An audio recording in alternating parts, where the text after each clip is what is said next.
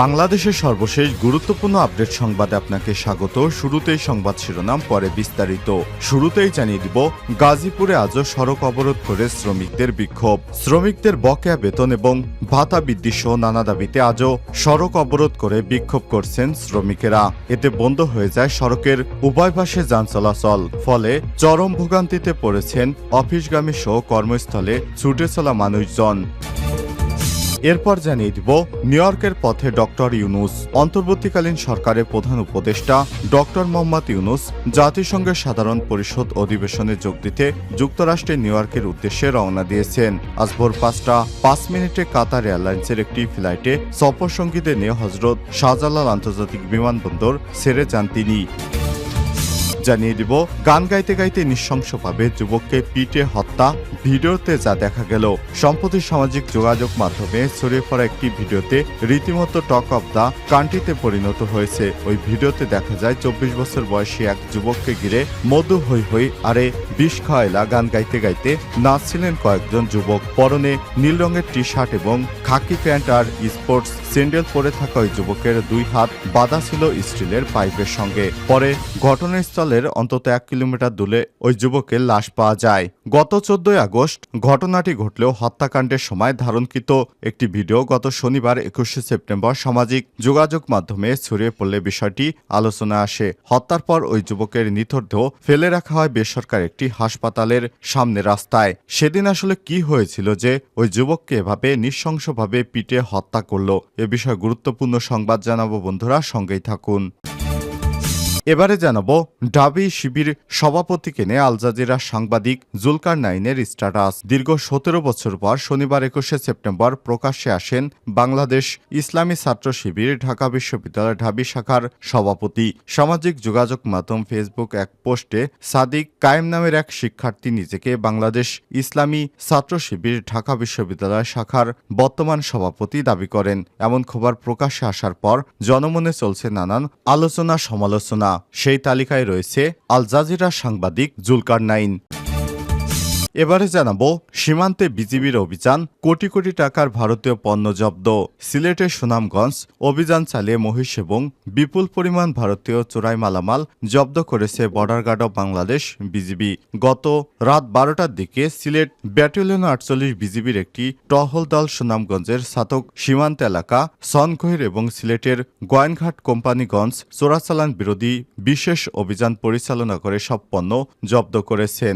সীমান্তে বিজিবির অভিযানে কোটি কোটি টাকার ভারতীয় চোরাচালানের মাল জব্দ করেছেন তারা।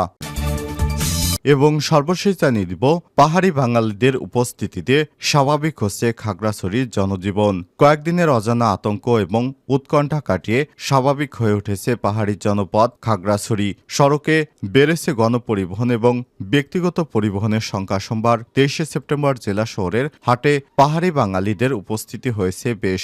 বিভিন্ন পণ্য ক্রয় বিক্রয় করতে তারা হাটে এসেছেন। জেলা শহরের সব বিপণী বিতান এবং দোকান খোলা রয়েছে। আইনশৃঙ্খলা বাহিনীর টহল অব্যাহত রয়েছে। দূরপাল্লার সড়কে সরাসরি যান চলাচল না করলেও সীমিত সংখ্যক ব্যক্তিগত পরিবহন চলাচল করছে। অনেকে স্বল্প দূরত্বে চলাচলি পরিবহনে করে গন্তব্যে পৌঁছানোর চেষ্টা করছেন। খাগড়াছড়ির দিঘিনালা এবং রাঙামাটির সহিংসতার ঘটনায় যুগ্ম ছাত্র জনতার ডাকা 72 ঘণ্টা সড়ক অবরোধ শেষ হচ্ছে আজ। প্রিয় দর্শক, এতক্ষণ শুনছিলেন সংবাদ শিরোনাম, এবারে বিস্তারিত। তবে তার আগে বন্ধুরা অনুরোধ থাকবে, এই সংবাদটিতে একটি লাইক দিন। এই চ্যানেলে আপনি নতুন হয়ে থাকলে আমাদের সংবাদটি দেখতে দেখতে চ্যানেলটি সাবস্ক্রাইব করে রাখুন, যাতে করে বন্ধুরা আমাদের পরবর্তী লেটেস্ট আপডেট সংবাদগুলো সবার আগে আপনার কাছে পৌঁছে যায়। কমেন্ট করে আপনার মূল্যবান মতামত জানিয়ে দিন বন্ধুরা, আপনি বিশ্বের কোন দেশ থেকে বা বাংলাদেশের কোন স্থান থেকে আমাদের সংবাদটি দেখছেন এবং শুনছেন। গাজীপুরে আজও সড়ক অবরোধ করে শ্রমিকদের বিক্ষোভ। বকেয়া বেতন এবং ভাতা বৃদ্ধি সহ নানা দাবিতে গাজীপুরে আজও বিক্ষোভ করছেন শ্রমিকেরা। এতে বন্ধ হয়ে যায় সড়কের উভয় পাশে যান চলাচল। ফলে চরম ভোগান্তিতে পড়েছে অফিসগামী কর্মস্থলে ছুটে চলা মানুষ। সোমবার 23 সেপ্টেম্বর সকালে মৌচাক এলাকায় কোকাকোলা ফুড কারখানার শ্রমিকেরা কাজে যোগদান না করে বিক্ষোভ শুরু করেন। এক পর্যায়ে টাঙ্গাইল ঢাকা মহাসড়ককে বিক্ষোভ করতে গেলে তাদের সরিয়ে সরিয়ে দেয় আইনশৃঙ্খলা রক্ষাকারী বাহিনী। এছাড়াও টঙ্গীতে সিজন জেসেস লিমিটেডের শ্রমিকরাও বিক্ষোভ করেছেন। তবে যে কোনো অপ্রীতিকর পরিস্থিতি মোকাবেলায় মোতায়েন রয়েছে আইনশৃঙ্খলা রক্ষাকারী বাহিনী। অন্যদিকে নানা কারণে শিল্পাঞ্চলে আশুলিয়ায় বন্ধ রয়েছে অর্ধশত কারখানা। শ্রমিকরা জানায় গার্মেন্টস মালিকপক্ষ গত 3 মাস ধরে বেতন দিচ্ছে না। বাকি রয়েছে চলতি বছরের ফেব্রুয়ারি ও মার্চ মাসের ওভারটাইমের টাকা। এছাড়াও 3 বছরের ছুটির টাকাও বকেয়া। বারবার আশ্বাস দিয়েও তারা শ্রমিকদের সঙ্গে প্রতারণা করছে। এদিকে বকেয়া বেতনের দাবিতে টঙ্গীতে পশ্চিম থানা খাপাড়া এলাকায় অবস্থিত সিজন ড্রেসেস লিমিটেড নামের পোশাক কারখানায় শ্রমিকেরা সকালে কারখানার সামনে গিয়ে বিক্ষোভ শুরু করে। পরে সকাল 9:30টার দিকে জুলাই আগস্ট মাসের বকেয়া বেতনের দাবিতে ঢাকা ময়মনসিংহ মহাসড়ক অবরোধ করেন তারা। নিউ ইয়র্কের পথে ডক্টর ইউনূস। অন্তর্বর্তীকালীন সরকারের প্রধান উপদেষ্টা ডক্টর মোহাম্মদ ইউনূস জাতিসংঘের সাধারণ অধিবেশনে যোগ দিতে যুক্তরাষ্ট্রের নিউ ইয়র্কের উদ্দেশ্যে রওনা দিয়েছেন। সোমবার 23শে সেপ্টেম্বর ভোর 5:05 কাতার এয়ারলাইন্সের একটি ফ্লাইটে সফরসঙ্গীদের নিয়ে হজরত শাহজালাল আন্তর্জাতিক বিমানবন্দর ছেড়ে যান তিনি। প্রধান উপদেষ্টা হিসেবে দায়িত্ব নেওয়ার পর ডক্টর মোহাম্মদ ইউনূস এটাই প্রথম বিদেশ সফর। জাতিসংঘ সাধারণ পরিষদের ৭৯তম অধিবেশনে তিনি ২৭শে সেপ্টেম্বর বক্তৃতা করবেন। এর আগে জাতিসংঘের বিভিন্ন ফোরামের দায়িত্ব পালন করা নোবেল বিজয়ী অর্থনীতিবিদ এবার নতুন রূপে হাজির হচ্ছেন। বাংলাদেশের সরকার প্রধান হিসেবে সেখানে গণতন্ত্র শান্তির বার্তা নিয়ে যাচ্ছেন তিনি। দ্বিতীয় বিজয়ের নতুন মাত্রায় গণতান্ত্রিক মূল্যবোধ ও সুশাসন এবং অর্থনৈতিকভাবে সমৃদ্ধ বাংলাদেশ গড়ে তুলতে অন্তর্বর্তীকালীন সরকার নির্বাচনী ব্যবস্থা সহ অন্যান্য ক্ষেত্রে যেসব সংস্কার কর্মসূচি হাতে নিয়েছেন ডক্টর ইউনূস তার বক্তব্যে সেসব তুলে ধরবেন। বিশ্ববরেণ্য এই গুণী ব্যক্তিকে বরণে অনেক দেশের সরকার প্রধান এবং উন্নয়ন সংস্থার শীর্ষ ব্যক্তিরাও অধীর আগ্রহে রয়েছেন। গান গাইতে গাইতে নৃশংসভাবে যুবককে পিটে হত্যা, ভিডিওতে যা দেখা গেল।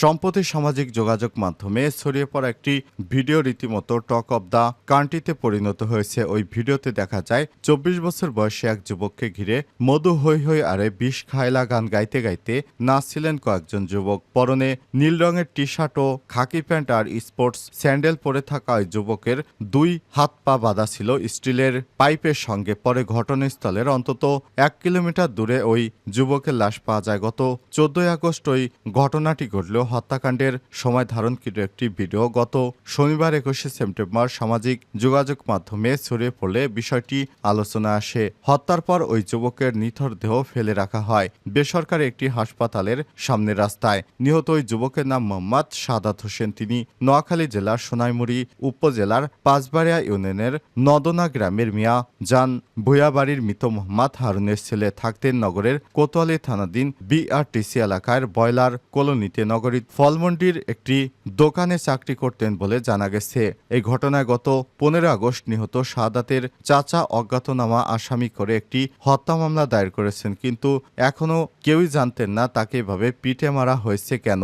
সামাজিক যোগাযোগ মাধ্যমে ভিডিওটি ছড়িয়ে পড়লে শাহাদাতের স্ত্রী শারমিন আক্তারের নজরে আসে। তিনি ওই ভিডিওটি তার স্বামীর দেখিয়ে সে শাহাদতকে পিটে হত্যা হয়েছে বলে নিশ্চিত করেছেন। মামলার এজাহারে শাহাদতের চাচা উল্লেখ করেছেন গত 13 আগস্ট দুপুরে 2টার দিকে কাজের উদ্দেশ্যে বাসা থেকে বের হন শাহাদত। সারাদিন পর তার স্ত্রী শারমিন সন্ধ্যার দিকে তাকে ফোন করেন। সে বাসায় ফিরছিল না বলে তাকে ফোন করেন, কিন্তু পরে তার নাম্বারটি বন্ধ পাওয়া যায়।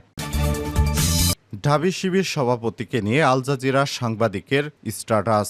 দীর্ঘ 17 বছর পর 21শে সেপ্টেম্বর প্রকাশ্যে এসেছেন বাংলাদেশ ইসলামী ছাত্র শিবির ঢাকা বিশ্ববিদ্যালয়ের ঢাবি শাখার সভাপতি ও সামাজিক যোগাযোগ মাধ্যম ফেসবুকে এক পোস্টে সাদিক সাইম নামে এক শিক্ষার্থীকে নিজেকে বাংলাদেশি ইসলামী ছাত্র শিবির ঢাকা বিশ্ববিদ্যালয় শাখার বর্তমান সভাপতি দাবি করেন। এমন খবর প্রকাশ্যে আসার পর জনমনে চলছে নানা রকম আলোচনা সমালোচনা। সেই তালিকায় রয়েছেন আল জাজিরা সাংবাদিক জুলকারনাইন সায়ের। শনিবার 21শে সেপ্টেম্বর দিবাগত রাত 3:59 ঢাবি শিবির সভাপতিকে নিয়ে ফেসবুকে স্ট্যাটাস দিয়েছেন তিনি। সেখানে জুলকারনাইন লিখেন, ছেলেটাকে আমি চিনতাম সালমান নামে, পরিচয় জুলাইয়ের 25 তারিখ থেকে। এরপর নিয়মিত কথা হতো। আমার খুব কাছের বন্ধুদের একটা নেটওয়ার্ক অতি গুরুত্বপূর্ণ কিছু সমন্বয়কে নিরাপদে রাখার ব্যবস্থা করে। ডিবি কার্যালয় থেকে সমন্বয়কদের শীর্ষ নেতৃত্ব আটক। তখন সালমান ও অন্যান্য সমন্বয়কেরা পুরো আন্দোলনের নিউক্লিয়াসে পরিণত হয়। নিরাপদ আবাসে থাকা সবার সাথেই আমার নিয়মিত যোগাযোগ হতো। সত্যি বলতে কি, সালমান পুরো পরিস্থিতির উপর নিয়ন্ত্রণ দেখে আমি বেশ অবাকই হচ্ছিলাম। কতই বা বয়স তার, 24-25 হবে। তারপরও এই ছেলে যেভাবে সকল পরিস্থিতিতে আমার বন্ধুদের পরামর্শে ম্যানুভার করেছে এবং অতি গুরুত্বপূর্ণ স্ট্র্যাটেজিক সিদ্ধান্ত নিয়েছে তা নিঃসন্দেহে প্রশংসার দাবিদার। এই তো কয়েকদিন আগের কথা। সালমানের সাথে কোনো পরিবর্তন নেই। ছেলেটার মধ্যে নিরহংকার, সে একই সালমান। অন্য সকল সমন্বয়কদের থেকে সালমান ও কাদের এই দুইটি ছেলে একেবারেই ভিন্ন। দুইজনের নেতৃত্বই অত্যন্ত বলিষ্ঠ। আজ দেশ এই পরিস্থিতিতে এসেছে, তারা কখনো নিরহংকারভাবে চলছে, তারা কখনোই কোনো কিছু দাবি করছেনি, তারা সমন্বয়ক বা কোনো কিছুরই কোনো পরিচয় দিচ্ছে না। তো আজ দুপুরে জানলাম সালমানের প্রকৃত নাম সাদিক কায়ুম এবং তার রাজনৈতিক পরিচয় সে ঢাকা বিশ্ববিদ্যালয় শিবিরের সভাপতি। অবশ্যই অবাক হয়েছি, বেশ অবাক হয়েছি শুনে, কিন্তু প্রকাশ্যে রাজনীতি করার সুযোগ না পেয়েও শিবির যে সালমান, আমার কাছে সেই সালমানই থাকবে। তার মতো একটা নেতা তৈরি করতে সক্ষম হয়েছে, তার জন্য সাধুবাদ জানাই বাংলাদেশ জামাত ইসলামকে। ছাত্র রাজনীতির সুষ্ঠু ধারার গণতন্ত্রের জন্য অত্যাবশ্যক এবং তার সদ্ব্যবহার যে কোনো রাজনৈতিক দলই যদি সালমান কিংবা কাদের মতো তরুণীদের এত ম্যাচুর নেতানেত্রী হিসেবে তৈরি করতে পারে, তাহলে মন্দ কি?